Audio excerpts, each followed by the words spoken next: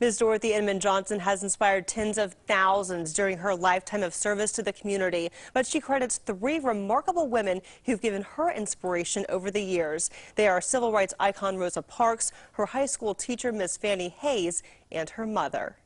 It's a moment she'll never forget, the time she got to meet in person Ms. Rosa Parks, the woman Ms. Dorothy Inman-Johnson says was her hero growing up in Birmingham, Alabama. You see, Dorothy didn't just learn about the civil rights movement, she lived through it. As young people, they were just important civil rights leaders for us then. We never knew they would become international leaders and icons. Dorothy grew up in poverty. Her parents worked hard to raise their 14 children, her mom with an 8th grade education and her dad just a 3rd grade education.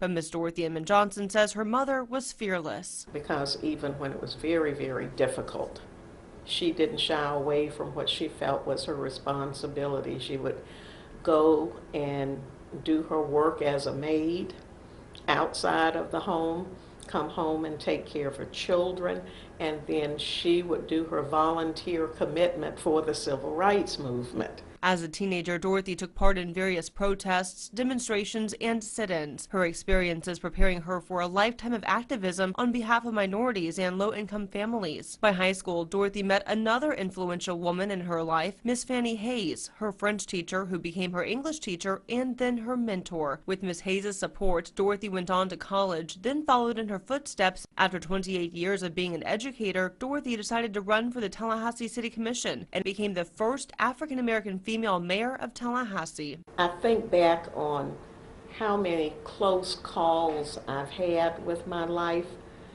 and I think about why did God preserve me?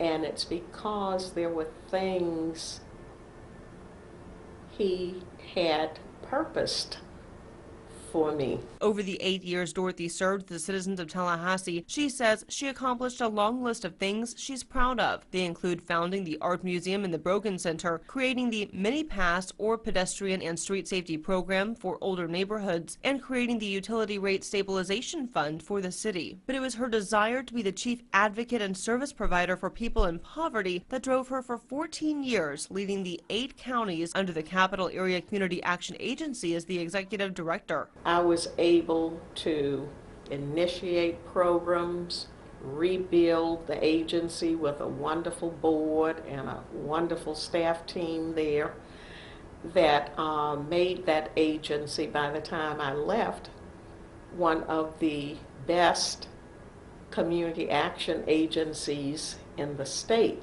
She says things might have been much different if she didn't have the people in her life to influence and push her. Ultimately, though, she says it's up to each person to dictate who you want to be in the future. If people just remember me as a passionate advocate for taking care of people in need, that would be enough for me, because I think that is the purpose that kind of threads through everything I've done in life.